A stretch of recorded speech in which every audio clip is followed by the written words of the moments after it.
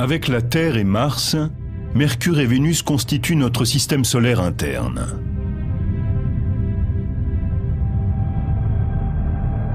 Jupiter, Saturne, Uranus, Neptune. Ces planètes les plus éloignées du Soleil forment le monde gazeux externe du système solaire.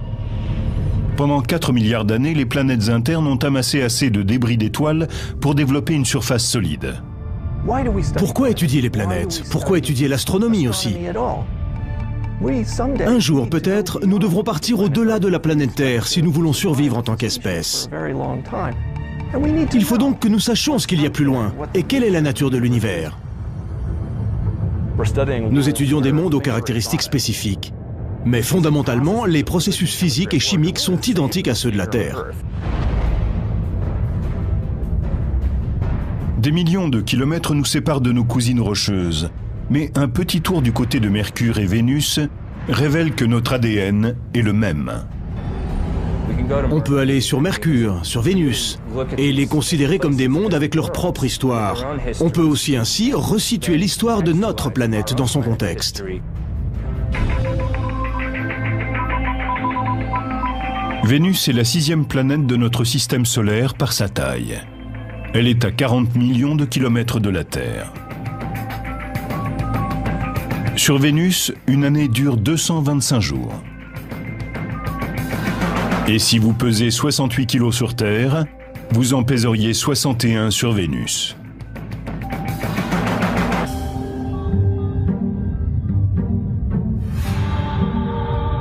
Vénus. Quand les Romains levaient les yeux, ils étaient fascinés par sa présence majestueuse. Ils ont donné à la planète le nom de la déesse de l'amour et de la beauté. La planète était si belle dans le ciel que l'association semblait évidente. À cause des similitudes de composition, de gravité, de densité et de taille, la Terre a longtemps considéré Vénus comme une planète sœur. Sous bien des aspects, Vénus et la Terre sont presque jumelles. Elles ont presque la même taille. Vénus étant un tout petit peu plus petite que la Terre. Disons que si la Terre était un ballon de basket, Vénus serait un ballon de football. Et Vénus est la planète la plus proche de la Terre. On a donc longtemps pensé que c'était une planète jumelle. Pendant très longtemps, les scientifiques ont pensé que cette jumelle, comme la Terre, était une planète couverte d'océans, de forêts tropicales luxuriantes, et que son climat pouvait accréditer l'idée qu'une forme de vie intelligente y existait. Avant l'époque spatiale, les gens pensaient que la vie sur Vénus devait être assez semblable à la nôtre. Paradoxalement, quand on a commencé à examiner Vénus de plus près, on s'est aperçu que les conditions étaient très différentes. Vénus est alors apparue moins comme une sœur exotique que comme une jumelle diabolique. Nous sommes en présence de deux planètes très similaires mais qui ont évolué de manière très différente. Cela pose un problème intéressant quant à la compréhension de l'évolution planétaire. Faisons l'expérience. Prenez ces deux planètes semblables, laissez-les vivre pendant 4 milliards d'années et tâchez de comprendre pourquoi elles ont évolué de manière aussi différente. Commençons par quelques différences de base. Vénus a subi d'intenses bombardements météoriques. L'un des impacts a été si violent que certains scientifiques pensent qu'il a pu inverser la rotation de la planète. Vénus tourne très lentement. Elle observe une rotation rétrograde, c'est-à-dire qu'elle tourne en arrière par rapport aux autres planètes. Du fait de cette rotation rétrograde, le Soleil se lève à l'ouest et se couche à l'est. Et les jours vénusiens sont longs. D'un lever du Soleil à l'autre, il ne s'écoule pas moins de 8 mois terrestres. Mais ce ne sont ni le schéma orbital, ni les longues journées qui rendent Vénus si insupportable. C'est en partie son climat détestable. Avec une température au sol de 480 degrés Celsius, Vénus est la planète la plus chaude du système solaire. Celui qui voudrait y faire un tour devrait en repartir bien vite. Ce serait une question de seconde. D'une seule seconde peut-être, et il serait rôti. Si un astronaute se retrouvait sur Vénus sans combinaison spatiale, sa peau commencerait à dorer et il cuirait véritablement comme une dinde dans un four. Cette incroyable vague de chaleur est le fruit d'un processus appelé l'effet de serre. C'est celui-là même qui, sur Terre, tempère le climat et contribue à la vie. Mais en se penchant plus attentivement sur Vénus, on s'aperçoit que cet effet de serre peut être source de vie tout autant que source de mort.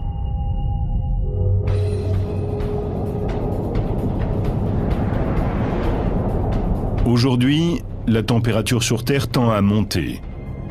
Et les scientifiques en ont peut-être trouvé la cause en étudiant Vénus.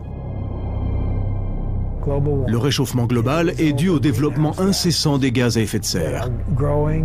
Voilà pourquoi nous avons de plus en plus chaud. Et en observant Vénus, on s'est dit « Ah, mais là, ça se passe pour de bon !» Dans les années 90, après avoir lancé la sonde spatiale Magellan, les observateurs commencent à se tourner vers Vénus pour voir à quel point les choses pourraient se dégrader ici, sur Terre. L'exploration de l'espace nous en a appris beaucoup sur la Terre et sur l'environnement. L'effet de serre et le réchauffement global, dont tout le monde parle en ce moment, ont été découverts grâce à Vénus.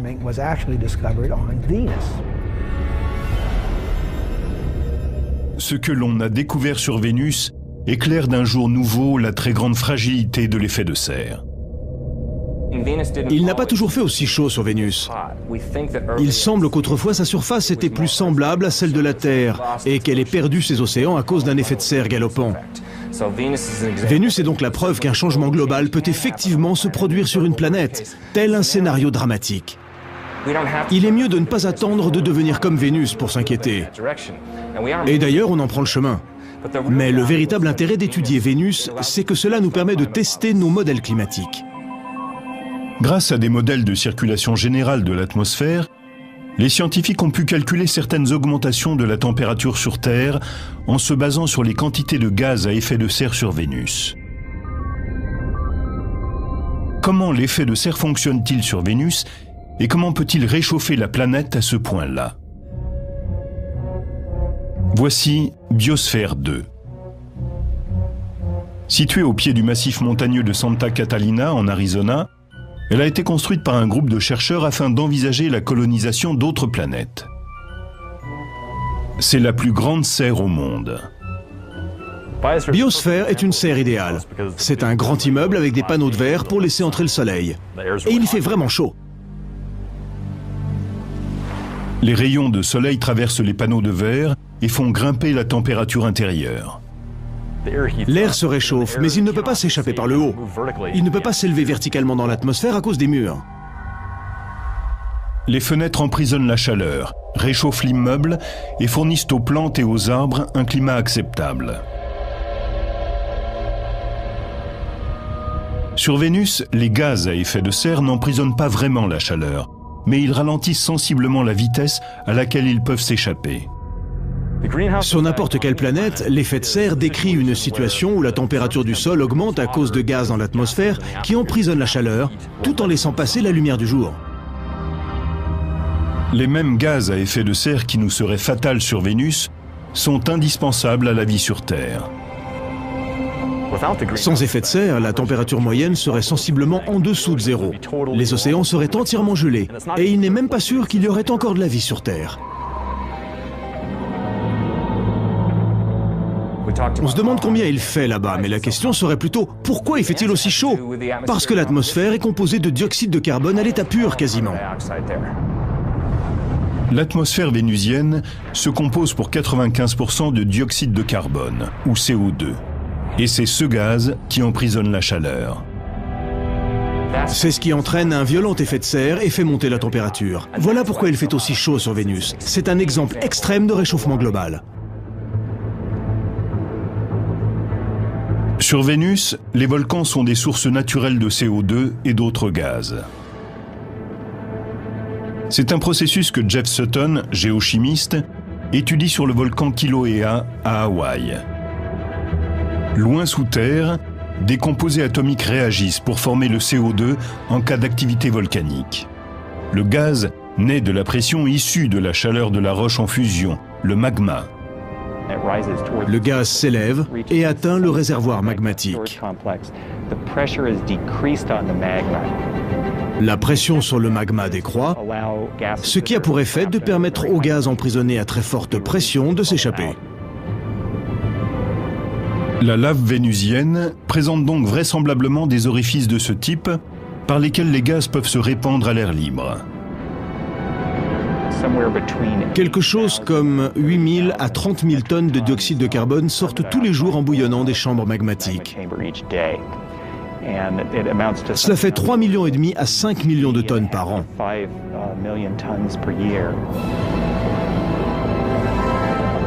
Et il ne s'agit là que d'un seul de nos volcans terrestres. Vénus a bien plus de volcans actifs, donc plus de gaz propulsés par la chaleur. Tout ce CO2 s'accumule dans l'atmosphère de Vénus, où il fait de plus en plus chaud.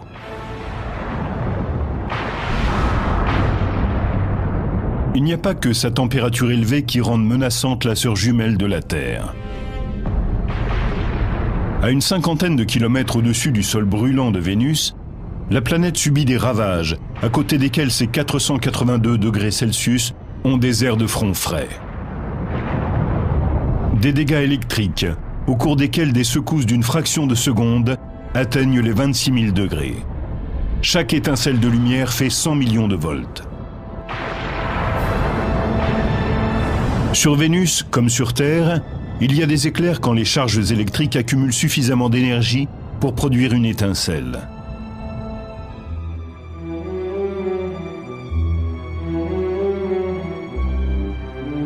Mears Oppenheim enseigne la physique planétaire à l'université de Boston. Ce sont des chercheurs comme lui qui travaillent au musée des sciences de Boston.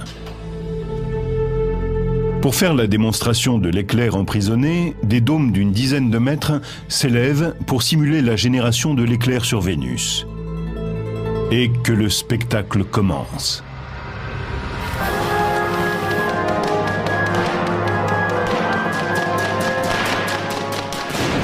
Regardez ça!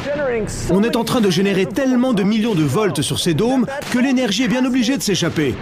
Cela déchire littéralement les molécules dans l'air. Tout comme à l'intérieur des nuages vénusiens, l'air dans ces dômes excite de minuscules molécules atomiques.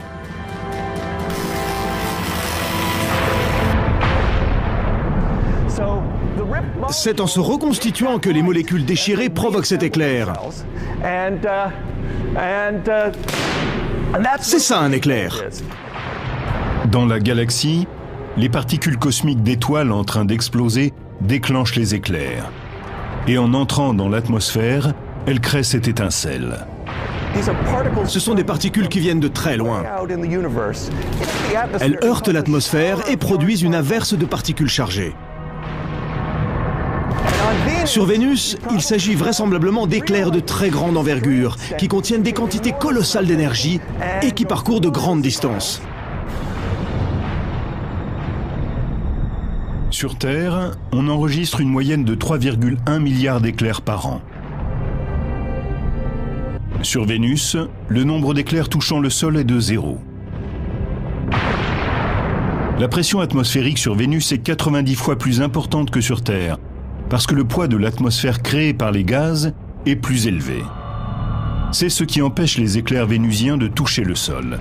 Ils restent consignés dans les nuages. Cet air très épais oppose trop de résistance. Les éclairs ne peuvent pas le traverser. Il leur est beaucoup plus facile de sauter d'un nuage à l'autre.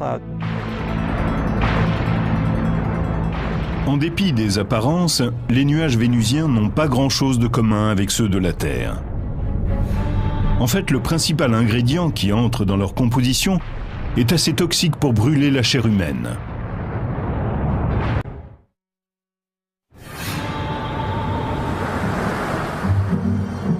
Depuis la Terre, on peut voir Vénus scintiller dans le ciel de l'aube ou du crépuscule comme une étoile. Il est certain qu'elle ne fait pas tapisserie. Et si elle brille autant dans notre ciel, ce n'est pas seulement parce qu'elle est la planète la plus proche de nous, c'est parce qu'elle est la plus réfléchissante. En effet, Vénus est entièrement couverte de nuages réfléchissants et brillants. 80% de la lumière solaire est reflétée par les nuages qui enveloppent la planète. Pourtant, même dans les nuages, Vénus montre son mauvais caractère. On sait que les nuages de Vénus se composent d'acide sulfurique, analogue à celui d'une batterie de voiture.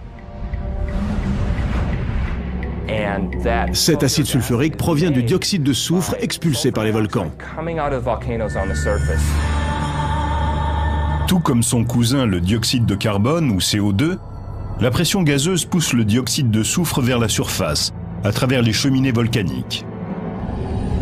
C'est ce même gaz que le chimiste Jeff Sutton observe attentivement sur le volcan Kilauea à Hawaï. Ces gaz, et plus particulièrement le dioxyde de soufre, sont toxiques. C'est pourquoi nous portons des masques pour protéger nos poumons et nos voies respiratoires. En effet, en se combinant avec l'humidité du nez et de la gorge, le dioxyde de soufre forme de l'acide sulfurique. L'acide sulfurique est très nocif. On ne s'asperge pas d'acide de batterie, n'est-ce pas? Eh bien, de la même manière, ce serait une mauvaise idée de plonger la main dans les nuages de Vénus. En admettant qu'un voyageur sur Vénus survive aux nuages acides, aux éclairs, à l'air toxique et à la chaleur, à quoi ressemblerait le sol vénusien?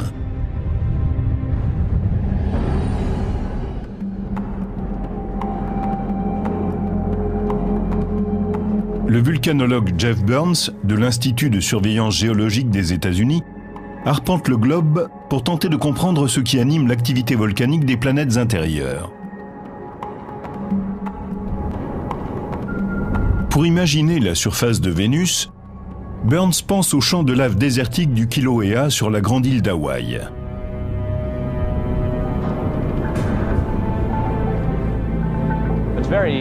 C'est très instructif de venir étudier ce volcan et de comparer avec le volcanisme de Vénus.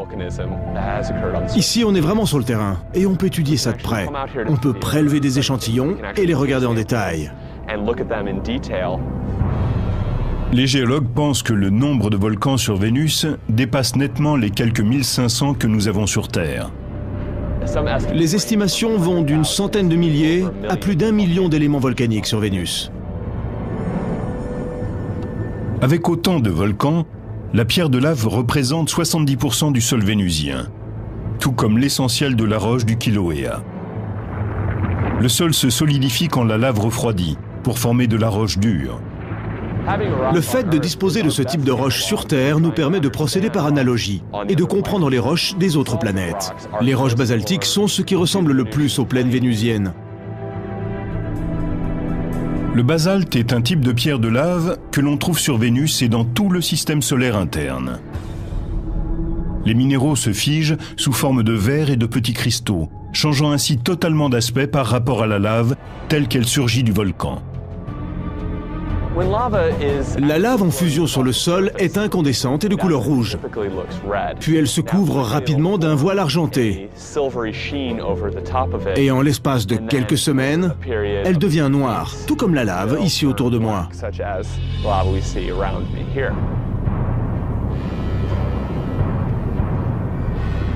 À 8000 mètres d'altitude, le Maat Mons est le plus grand volcan de Vénus. Il a laissé dans son sillage d'immenses coulées de lave, tout comme le Kilauea. Quand on observe cette disposition, on voit des levées de matière des deux côtés, ainsi que des structures internes. C'est peut-être comparable à la formation des vastes canaux qui se sont creusés à la surface de Vénus. À une échelle beaucoup plus grande, cela dit. Et ils ont créé des champs infinis de canaux dans le paysage vénusien. D'une largeur et d'une profondeur constantes, les canaux sont nettement plus longs sur Vénus qu'à Hawaï, du fait des conditions environnementales de la planète. La densité de l'atmosphère et les températures élevées empêchent le magma de refroidir pour former de la roche. Et comme il n'y a ni vent ni pluie pour refroidir le magma, la lave peut user le sol durant des mois après une éruption avant de se solidifier.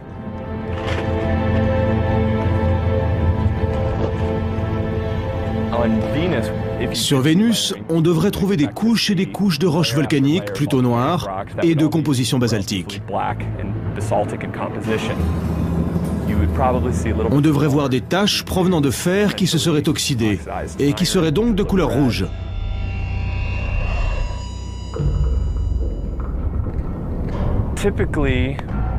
D'ordinaire, les coulées de lave basaltique sont coupantes comme du verre et l'on risque de se blesser en le manipulant. Elles deviennent vitreuses en refroidissant.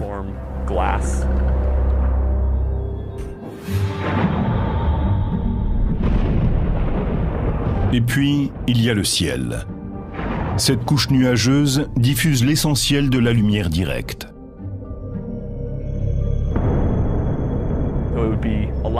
Sur Vénus, les jours doivent être beaucoup moins clairs qu'ici sur Terre. En particulier parce que la lumière est très uniformément répartie. Il ne doit pas y avoir beaucoup d'ombre. La surface est éclairée de façon assez égale. À cela s'ajoute la composition de l'atmosphère, qui fait que tout doit avoir une teinte orangée.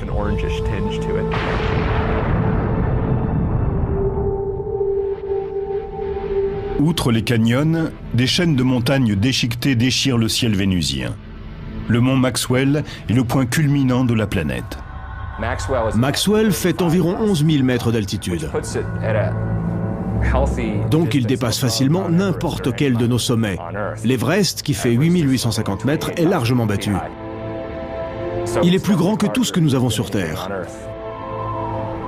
Notre planète sœur semble l'avoir emporté sur l'une des merveilles de notre monde. Mais comment est le sol vénusien par rapport à une autre caractéristique géologique de la Terre, les canyons? Le Grand Canyon, que la rivière du Colorado a creusé au fil de 250 millions d'années. En se soulevant il y a des millions d'années, le plateau du Colorado a donné aux eaux plus d'énergie pour éroder la roche et creuser le canyon. Les vastes canyons vénusiens ont peut-être eux aussi été formés par l'érosion, mais pas celle d'une rivière. Les systèmes volcaniques peuvent entraîner une érosion, car les coulées de lave sont très fluides. Les matériaux peu visqueux peuvent éroder comme le fait l'eau. Certes, le Grand Canyon ne constitue qu'une partie du système fluvial du Colorado, mais on est quand même très loin de l'ordre de grandeur du plus long canal sur Vénus.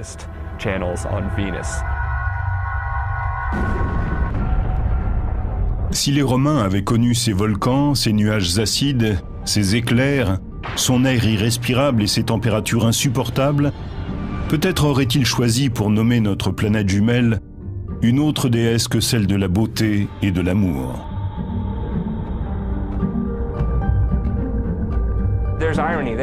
Il y a quelque chose d'ironique là-dedans, parce que bien sûr les Grecs et les Romains ignoraient tout des conditions qui règnent sur Vénus.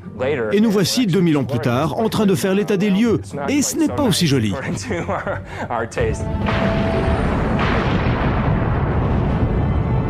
Mais les dangers qui hantent Terre ne sont rien comparés à la violence de Mercure.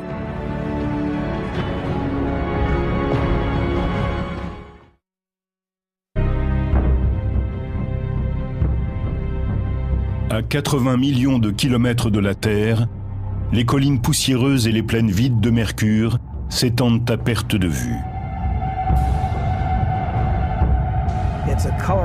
C'est une masse délavée. Elle n'a pas vraiment de couleur comme Mars, la Terre ou Vénus par exemple.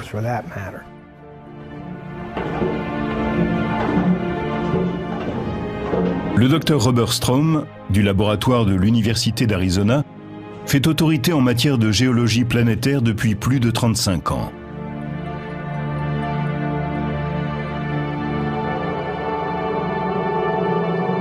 Mercure est la planète la plus proche du Soleil, et elle ne ressemble à rien d'autre dans le système solaire.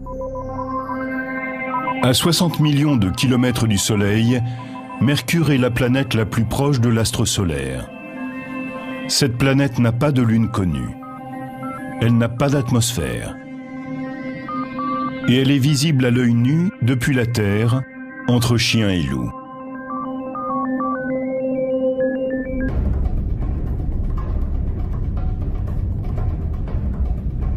Avec un diamètre de 60% plus petit que celui de la Terre, Mercure est la planète la plus menue du système solaire. Bien trop petite pour produire le champ gravitationnel qui lui permettrait de retenir une atmosphère. La gravité est proportionnelle à la masse d'un objet. Plus la masse est importante, plus il y a de gravité. Celle de Mercure est donc très faible. Étant donné la faible gravité de cette planète, en admettant que vous pesiez 68 kg sur Terre, vous n'en feriez que 26 sur Mercure.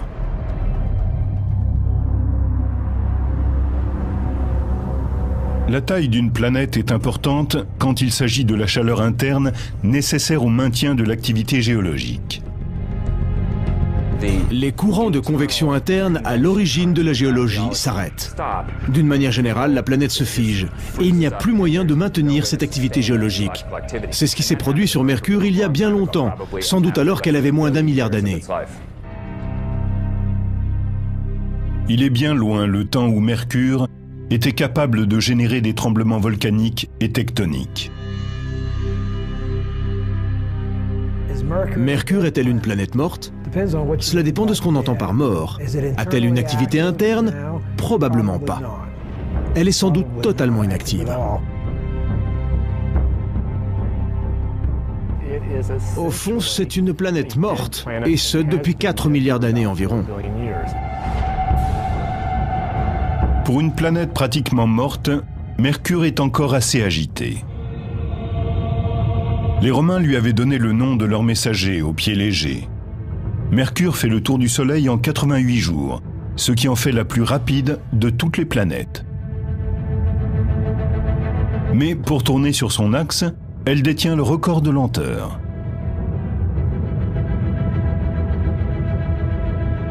Il lui faut quelque chose comme 180 jours, soit à peu près 6 mois. La force gravitationnelle du Soleil crée une friction de marée au sein de Mercure, entraînant une dissipation de sa vitesse lorsque la planète tourne sur son axe. C'est-à-dire que sur Mercure, les années sont plus courtes que les jours. Et cette rotation paresseuse confère à Mercure une météo un peu spéciale.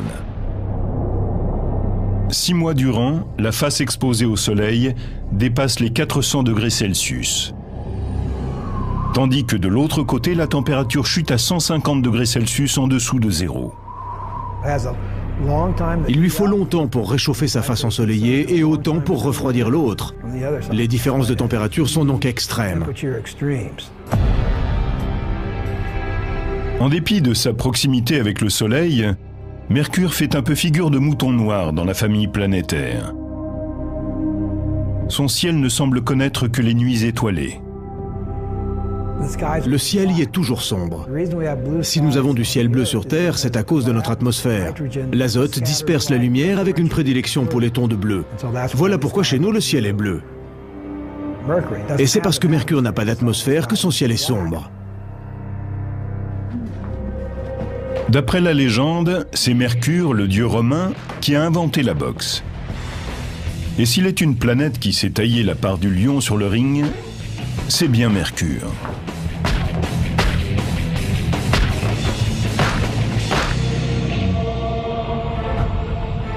Comme elle n'a pas d'atmosphère pour la protéger, des millions de météores et d'astéroïdes ont explosé à sa surface. Notre atmosphère préserve la Terre de la plupart des impacts à la manière d'un champ de force. Quand un petit objet se précipite sur elle, généralement 10 fois plus vite qu'une balle de revolver, la collision avec les molécules d'air le transforme en gaz. La Terre est protégée des petits impacts par cette chose extraordinaire que nous appelons l'atmosphère. Quant aux objets plus petits encore, ces forces les auront complètement détruits bien avant qu'ils ne touchent la surface géologique de notre planète.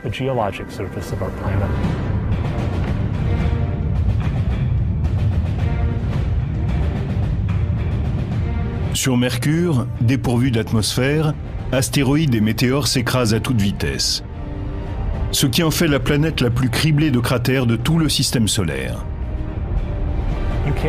Sur Mercure, on ne peut pas faire un pas sans rencontrer un cratère.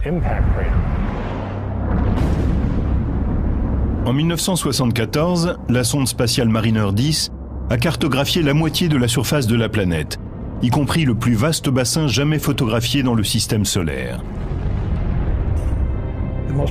L'accident de relief le plus remarquable est le bassin Caloris, un cratère qui fait dans les 1300 km de diamètre. 1300 km de diamètre. C'est un tiers de plus que la distance Dunkerque-Marseille. Les chercheurs ont estimé que la météorite de fer à l'origine de cet impact devait avoir une taille de plus de 100 km avant de s'écraser sur le sol. Juste après l'impact, les ondes sismiques ont convergé au point antipodal de la planète. Les ondes sismiques, les ondes de choc de cet objet, se sont propagées pour se retrouver de l'autre côté de la planète, déchirant littéralement la surface. Les turbulences sismiques ont chamboulé la croûte et déformé le terrain, générant des formations rocheuses étonnantes.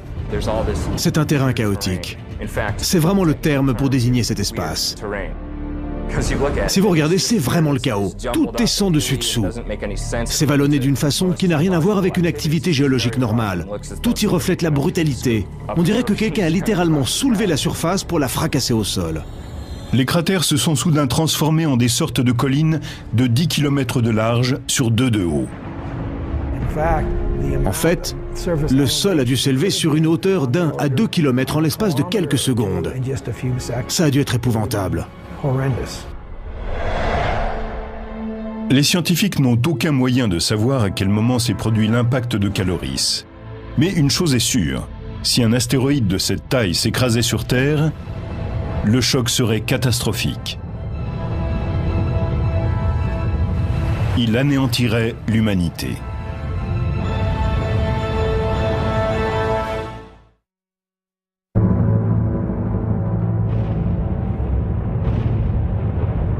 De météores et d'astéroïdes ont laissé sur Mercure des cicatrices, des entailles et des cratères.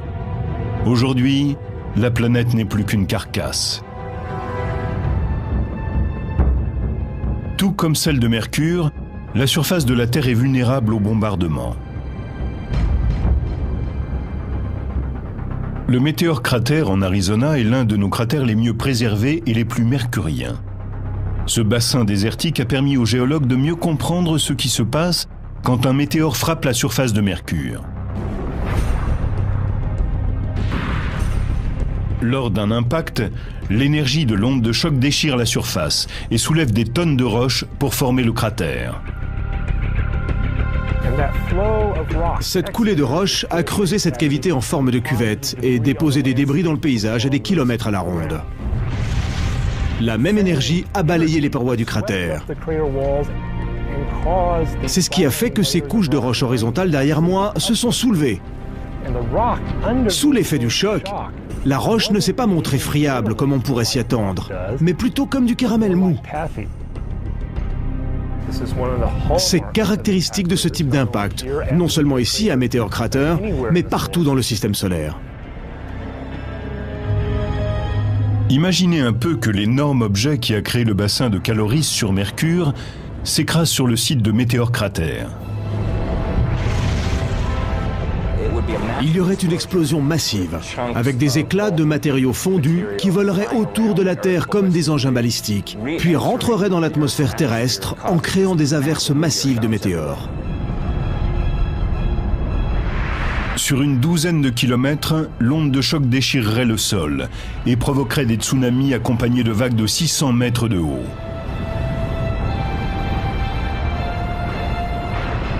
D'immenses tsunamis se propageraient et inonderaient une bonne partie des zones côtières terrestres.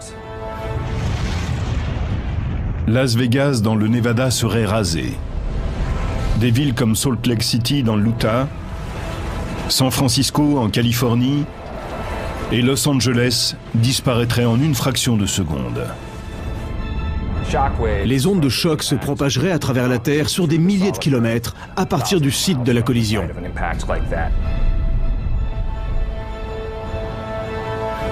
Ces ondes sismiques convergeraient au point antipodal de l'impact.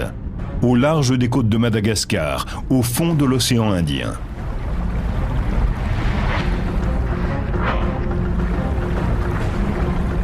Soudain, une chaîne de montagnes surgirait du fond de l'océan, créant ce terrain mercurien chaotique. Un objet d'une taille pareille provoquerait sans doute un énorme tremblement de terre sur le globe tout entier. Météor Cratère ne serait plus qu'une piqûre d'épingle dans le sol, comparée à la plaie ouverte que laisserait un impact du type de celui de Caloris. Ce vide engloutirait un quart des États-Unis. Un objet de cette taille éliminerait une bonne partie de la côte ouest des États-Unis s'il tombait en Arizona. En un instant, il transformerait entièrement la côte.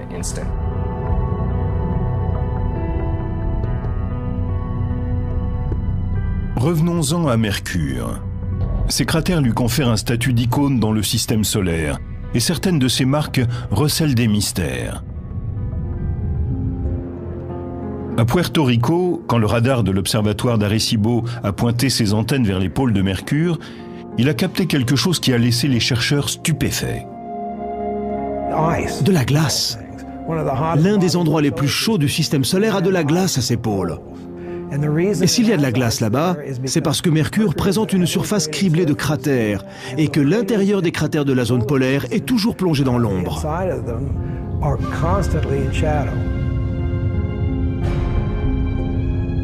Comme Mercure est vertical par rapport au plan de son orbite, le fond de certains cratères ne reçoit jamais ni la lumière ni la chaleur du Soleil. Mais le fait qu'il n'y ait pas de source d'eau apparente sur la planète soulève une question. Comment cette glace est-elle arrivée là?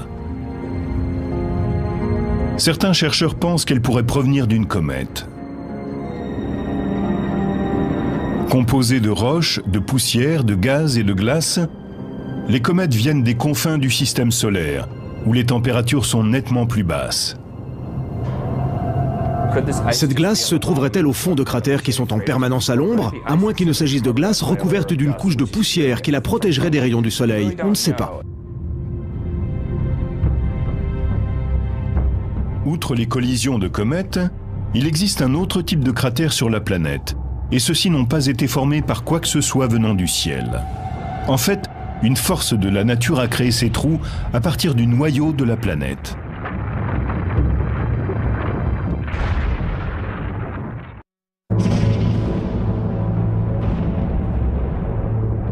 En se penchant sur le sol de Mercure, des scientifiques se sont aperçus qu'une partie de ces cratères pourrait avoir été formée par quelque chose d'autre que des astéroïdes, comètes et autres météores. Nous comprenons bien que le processus géologique dominant sur Mercure tient aux cratères d'impact. Le volcanisme constitue ici le deuxième processus géologique par ordre d'importance.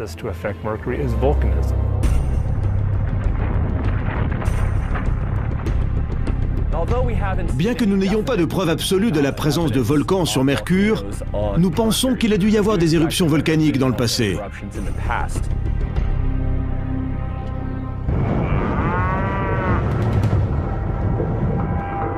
Cette prairie à vaches à 3 heures de route au nord de Phoenix pourrait avoir un lien avec le passé volcanique de Mercure. Ces collines cratérisées sont des volcans éteints, à cônes de cendres. Et les géologues pensent qu'il pourrait y avoir des volcans semblables sur Mercure. Voici un cône de cendres. Derrière moi, vous pouvez voir un très vaste cratère, caractéristique des cônes de cendres. Ces volcans présentent effectivement des différences par rapport aux cônes de cendres de Mercure. La gravité sur Mercure étant moindre, on pourrait s'attendre à ce que les cônes de cendres y soient nettement plus larges et plus plats. Les volcans entrent en éruption quand la pression que le magma exerce depuis l'intérieur est plus forte que la roche qui le contient. La pression augmente pour 2 raisons, trop de magma et trop de gaz. Et dans un volcan, quand la pression augmente, il lui faut un exutoire.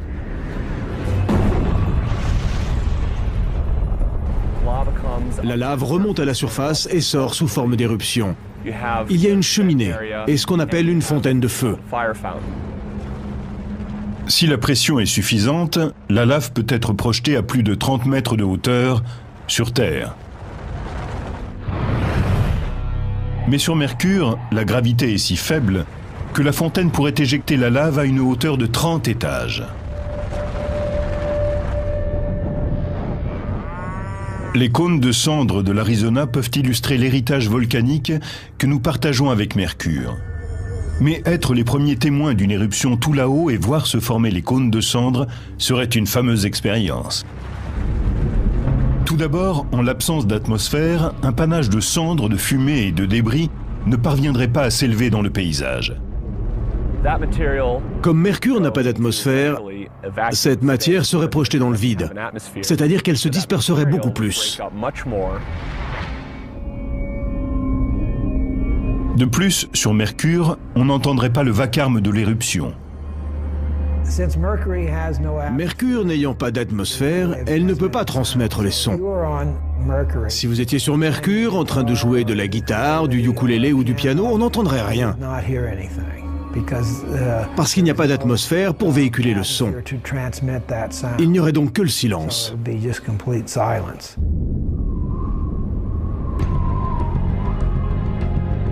En 1974, Mariner 10 ne cartographie que 45% de la surface de Mercure lors d'une mission de survol. 30 ans plus tard, la NASA lance le vaisseau spatial Messenger. Le satellite cartographiera la planète tout entière et transmettra des données aux scientifiques enthousiastes, en même temps qu'un déluge de questions sans réponse. Je veux voir l'autre face. Je ne sais pas à quoi elle ressemble, et cela m'agace depuis 35 ans. Est-ce qu'elle ressemble à la face que nous avons vue, ou bien est-ce quelque chose d'inattendu, de différent?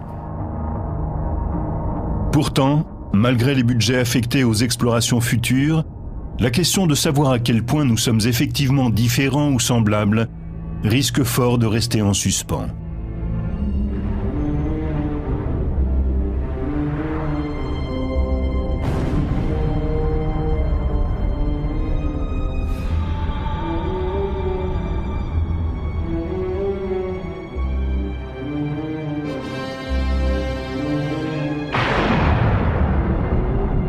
L'univers est quelque chose de tellement vaste. Et nous sommes assis là sur notre confetti. Mais nous ne sommes pas isolés. Toutes ces choses qui sont survenues sur d'autres planètes, tous ces changements stupéfiants, traumatiques, se sont déroulés en un laps de temps très court. Et cela pourrait arriver sur Terre. En fin de compte, cela nous permet de mieux savoir qui nous sommes et combien notre environnement est unique. Et combien des créatures comme nous peuvent être rares dans l'univers. L'évolution, l'exploration, le fait de prendre un tournant, la découverte d'idées nouvelles, il n'y a que ça qui compte. L'avenir sera radieux.